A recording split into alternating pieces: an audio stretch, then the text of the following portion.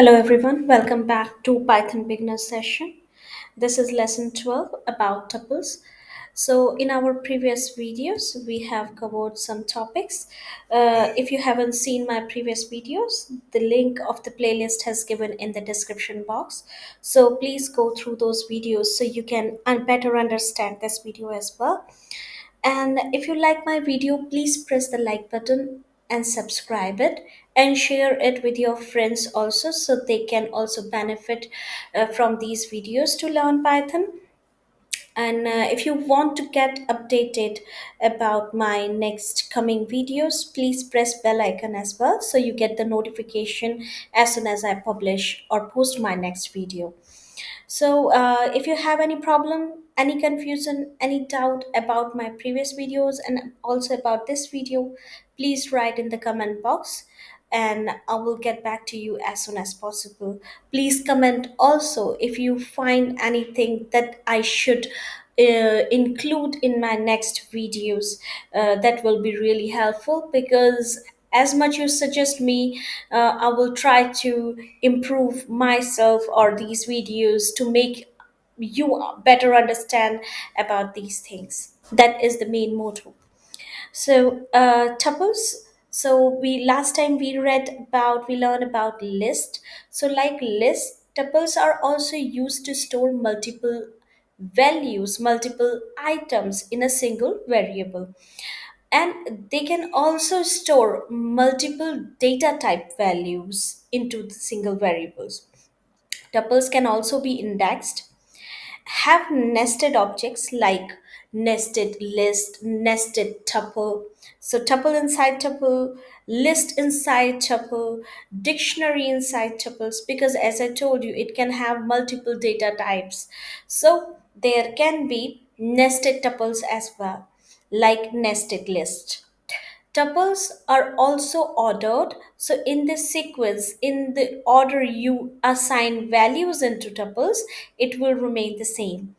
It can also has same value multiple times, so the value can repeat if you have assigned same values multiple times, so it will be there too in the tuples. The only difference in the tuples is that lists are mutable. You can change list, you can add things, you can delete things from a list, but tuples are immutable. That means tuples cannot be changed.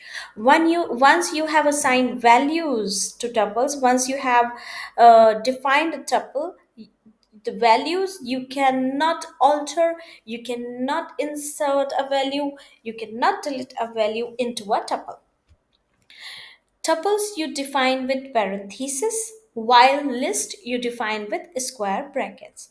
So here in the example, you can see I have a variable called tup and I'm defining all the values inside parentheses. So tuples always defined by parentheses. Here also values are separated by comma. So you can write integer, you can write a string, you can write float, there can be list, there can be tuple inside a tuple. So if you printed the same order I have printed, I have assigned values, it will be the same because it is ordered sequence. To create a tuple with only one value, with only one item, you have to add a comma after the item. So it will read it as a tuple. So for example, here I have given a value 1 here. After that, I have assigned a comma as well. So if I print it, it will print it as a tuple. You can check the type of variable as well. Is it tuple or is it list or is it something else? So if you check the type, it will show that it's tuple. But if you won't give a comma after assigning one value, one item into tuple, what will happen? It will not read it as a tuple, it will read it as a string. Even if you can change a value, a tuple into list by list method, the same way you can change a list or any value with tuple method into tuple. So, for example, if there is like that a string and you want to change it into tuple, with the tuple method, even if you give parenthesis here, what will happen? Let's see.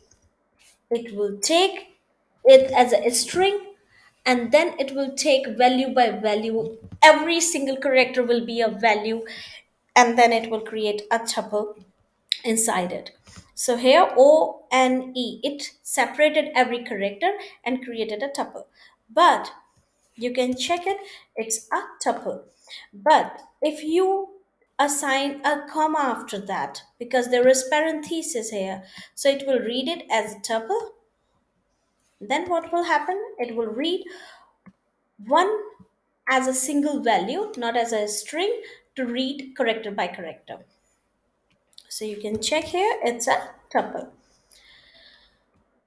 It can also be possible to create, uh, as I told you, you can assign, you can change data type uh, from a list to tuple with tuple method. So, for example, here is a list Marvel. You can see it's started and ended with a square bracket. If you print it, print the type. If you check the type, it will say it's a list. But with tuple method, what you can do, you can change this list into tuple. Here it is, you can see it's a tuple. So there saw that there is a square bracket. If you print this movie, what will happen? Because it's a tuple, so it has changed. Now there is parenthesis in the starting and in the end. Tuples are faster than list. Why? Because they are immutable. They cannot be changed. As they cannot be changed, so they take fixed memory space. So processing becomes faster. So that's why tuples are faster than list.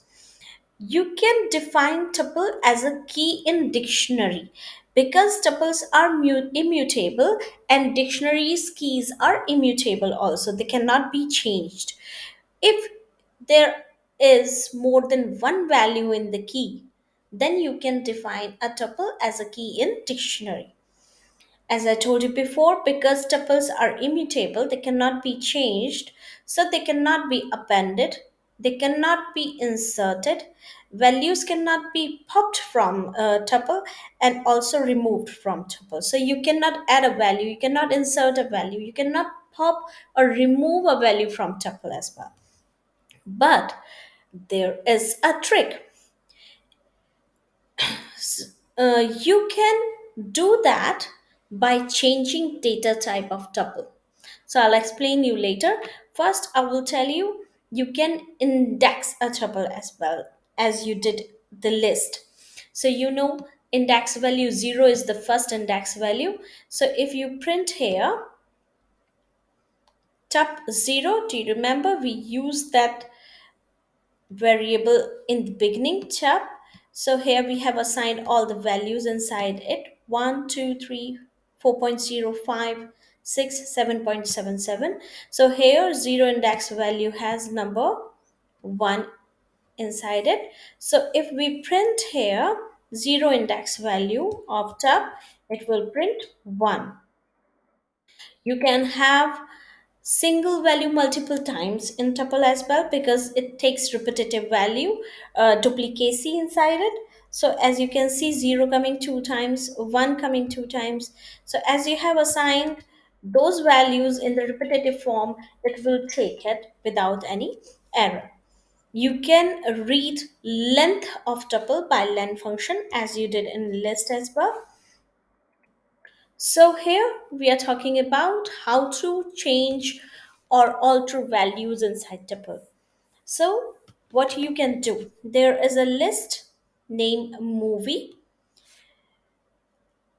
we have used before as well. In that list, we want to change its second index value into Home Alone. So what was the index value of movie before? Let's check.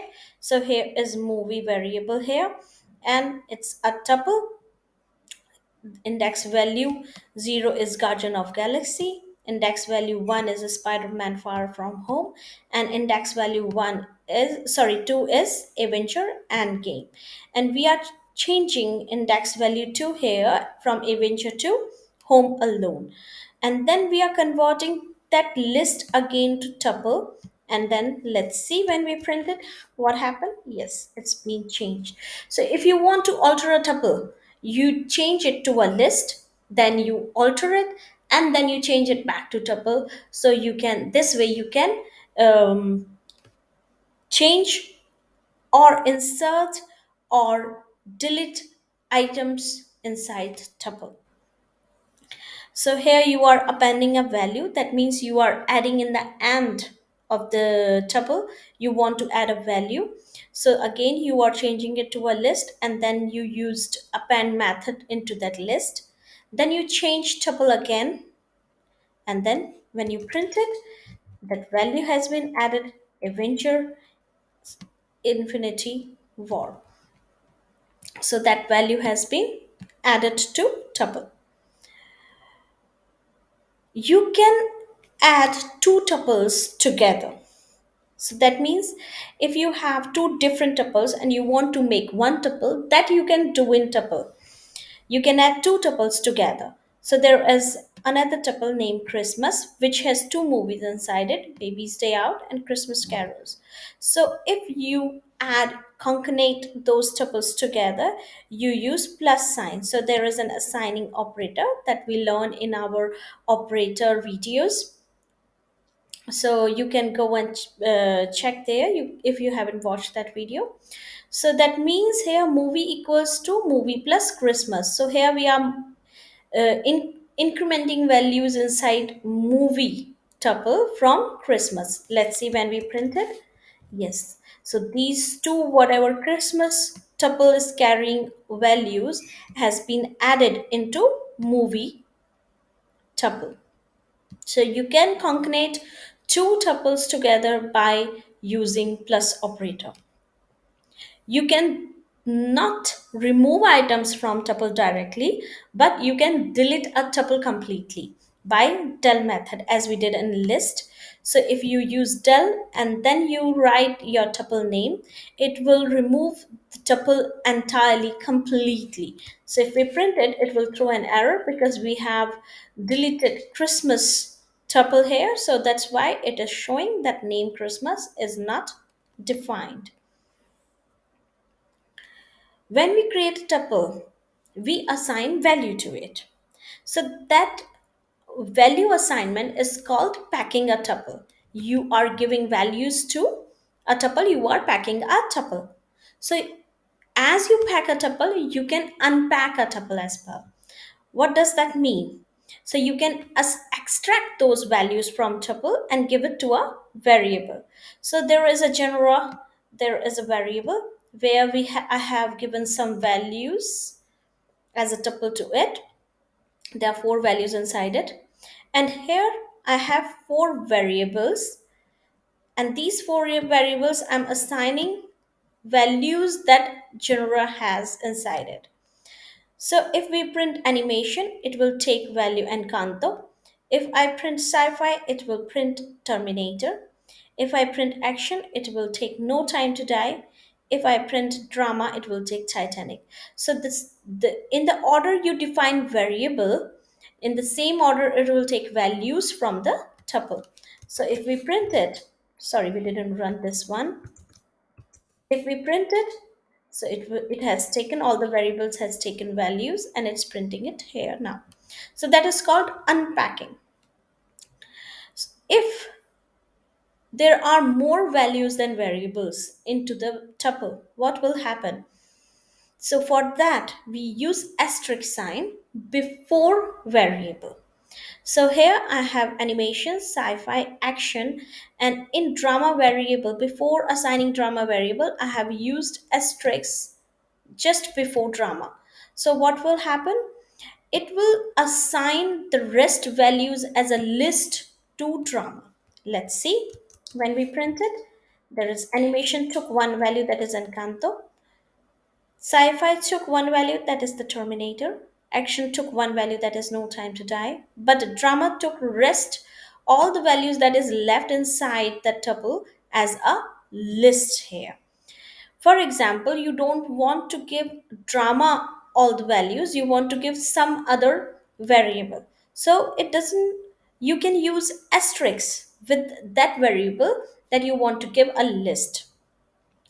So what will happen? It will take one value animation. So if I take one value, then action will take other rest values except one value for trauma. It will, because there is only one variable left, so that's why it will leave one value behind, and it will take rest other values as a list inside it.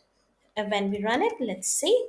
So here, animation took Encanto, Terminator in sci-fi, and action took all other movies except one as a list here, because there is only one variable left. That's why it left only one value for drama variable, that is Titanic here.